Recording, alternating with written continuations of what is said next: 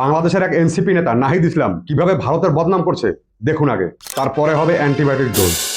আমরা দেখছি যে আমাদের সীমান্তে আবারও হত্যাকাণ্ড হচ্ছে এবং সীমান্তে আবারও নতুন করে কাঁটাতার দেওয়া হচ্ছে। সীমান্তে কাঁটাতার দিয়ে এবং সীমান্তে আমার দেশের জনগণকে হত্যা করে কেউ যদি বন্ধুত্বের কথা বলে তার সাথে বন্ধুত্ব মানে জানেন আপনারা? আর ভারতের হাতে অত ফ্রি টাইম নেই যে বন্ধুত্ব আর শত্রুত্ব নিয়ে বাংলাদেশের সাথে টাইম পাস করতে হবে। বরং আপনারা তো মাঝে মাঝে বলেন ভারতের সাথে কোনো বন্ধুত্ব নয়। আর এখন বর্ডারে কাঁটাতার দেওয়ার সময় আপনাদের মনে পড়ে গেল বন্ধুত্বের কথা।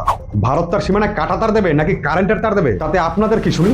আপনাদের নিজেদের দেশ তো অর্থনৈতিক সংকটে ভুগছে, রাজনৈতিক অস্থিরতা চলছে, প্রত্যেকদিন প্রচুর পরিমাণে শিশু মারা যাচ্ছে, মাদ্রাসাগুলোতে বাচ্চা বাচ্চা মেয়ে এমনকি ছেলেরাও ধর্ষিত হচ্ছে। সেগুলো দেখুন না। ভারত তার বর্ডারে কাঁটাতার দিল কি দিল না সেটা ভেবে আপনাদের কোনো লাভ হবে না। আর এই কাঁটাতার দেওয়াতে আপনাদের যে গায়ে জ্বালা ধরছে তাতেই পরিষ্কার যে আপনারা চোরাচালানকারী এবং অনুপ্রবেশকারীদের সমর্থন করছেন সরাসরি। একদিকে কাঁটাতার দিতে পারেন করছেন, আবার অন্যদিকে বলছেন আমাদের মানুষ মারা যাচ্ছে। কাঁটাতার দিলে তো চোরা কারবারিরা সহজে ঢুকতে পারবে না, সেক্ষেত্রে তারা মারাও যাবে না। তো আপনারা যদি নিজেদের দেশের মানুষের ভালোই চাইতেন তাহলে তো কাঁটাতার দিলে আপনাদের খুশি হওয়ার কথা। তার মানে অসৎ উপায় অবলম্বন করতে আপনারা কতটা পারদর্শী তারই একটা প্রমাণ দিলেন। একটা জিনিস মাথায় রাখবেন, পশ্চিমবঙ্গের ক্ষমতা এখন শুভেন্দু অধিকারী।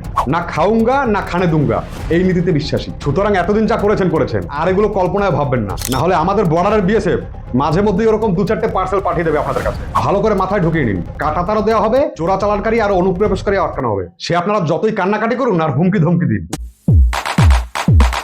বাংলাদেশের মৌলবাদীরা কি বলছে শুনুন আগে, তারপর একটু বোঝার চেষ্টা করবো আসল সত্যিটা কি। শুভেন্দু অধিকারী নির্বাচনে বিজয় হওয়ার পর মুসলমানদেরকে জয় শ্রীরাম বলতে বাধ্য করছে। কিছু বুঝলেন? শুভেন্দু অধিকারী ক্ষমতায় আসার পর থেকেই এরা শুধু গুজব ছড়াচ্ছে তাই নয়, এরা মিছিল করে নানা রকম ভাবে মুসলমানদের ভুল বোঝাচ্ছে যে পশ্চিমবঙ্গে মসজিদ ভাঙা হচ্ছে, জয় শ্রীরাম বলতে বাধ্য করা হচ্ছে, কিন্তু বাস্তবটা পুরোপুরি অন্যরকম। দেখুন বিজেপির সভাপতি শ্রমিক ভট্টাচার্য কি বলছেন। প্রধানমন্ত্রী নিজে আমাকে ফোন করে বলেছেন যে এটা চলবে না। এই হঠাৎ আমি কাউকে দেখলাম 4জন টুপিওয়ালা পরে 4জন সংখ্যালঘু যাচ্ছেন, তাকে দেখে জয় শ্রীরাম বলে চিৎকার করে উঠলাম। এটা জয় শ্রীরামের অমর্যাদা। এই রাজনীতি করার জন্য আমরা আসিনি। এ তো গেল রাজনৈতিক দলের কথা। এবার শুনুন ভারতীয় তথা পশ্চিমবঙ্গের মুসলমানরা কি বলছেন। পশ্চিমবঙ্গের মুসলমানদের জন্য বাংলাদেশ মুসলমান অত্যন্ত বিপজ্জনক। তারা ধাপে ধাপে এমন কিছু করে যা পশ্চিমবঙ্গে তারা ওখানে উল্টোপাল্টা করে, আর পশ্চিমবাংলার বাঙালি মুসলমানদের তার খেসারা গুনতে হয়। এই জন্য আমি বাংলাদেশের মুসলিম ভাইদেরকে বলবো এখানকার সম্পর্কে কোনো মন্তব্য করতে গেলে অথেন্টিক জেনে বুঝে পড়াশুনো করে বুঝে সুঝে মন্তব্য করা ভালো। কোথায় ফেসবুকে কি হলো আর ওরা সেখানে মন্তব্য করলো, এই আলটালটা বাংলাদেশের এই আলটপকা মন্তব্যের জন্যই মনে হয় এখানকার মুসলমানদের অনেক বিপদ হয়। এ ব্যাপারে আমি বাংলাদেশি ভাইদেরকে আরও সতর্কতা অবলম্বন করার জন্য বলবো। এবার ভাবুন বাংলাদেশি এই মৌলবাদীরা আসলে কি মুসলমানদের ভালো চায় নাকি এদের উদ্দেশ্যটা অন্যরকম। চলুন একটু বোঝার চেষ্টা করি এদের আসল উদ্দেশ্যটা কি।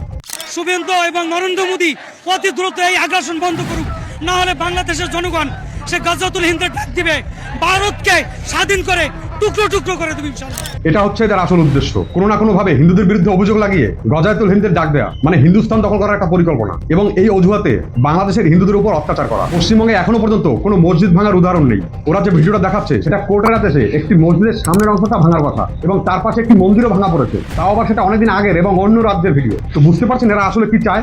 সুতরাং এবার আমাদের সংখ্যালঘু ভাই বোনদেরও বুঝতে হবে বাংলাদেশের এই অসভ্য মুসলমানদের পাল্লায় যেন তারা না পড়ে।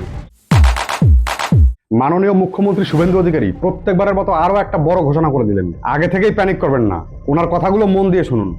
ভারত সরকারের পক্ষ থেকে 14/5/2025 যারা অবৈধ বাংলাদেশি অনুপ্রবেশকারী তাদেরকে সরাসরি বিএসএফ এর হাতে হ্যান্ডওভার করার জন্য একটি নির্দেশিকা এবং তার সঙ্গে একটি আপনার অবৈধ অনুপ্রবেশকারীদেরকে হ্যান্ডওভারের আইন ভারত সরকারের পক্ষে under secretary government of India Pratap Singh Rawat পাঠিয়েছিলেন। ডেটটা আবার বলি 14/5/2025, অর্থাৎ কার্যত 1 বছরেরও বেশি আগে। পশ্চিমবঙ্গের আগের সরকার তারা একদিকে শরণার্থীদের সিএএ দেওয়ার ক্ষেত্রে বিরোধিতা করেছে, অন্যদিকে এই গুরুত্বপূর্ণ সুযোগ বা আইন ভারত সরকার যেটা দিয়েছিলেন তাকে কাজে লাগেননি। আজ থেকে আমরা এই আইন কার্যকর করলাম। এর ফলে সিএ এর অন্তর্ভুক্ত যারা, অর্থাৎ সিএ তে বলা আছে 7টা কমিউনিটি বা ধর্ম পালন করা লোকেরা, তারা সিটিজেনশিপ অ্যামেন্ডমেন্ট অ্যাক্টের আওতায় আসবেন এবং তাদেরকে যারা 31/12/2024 পর্যন্ত এসেছেন তাদেরকে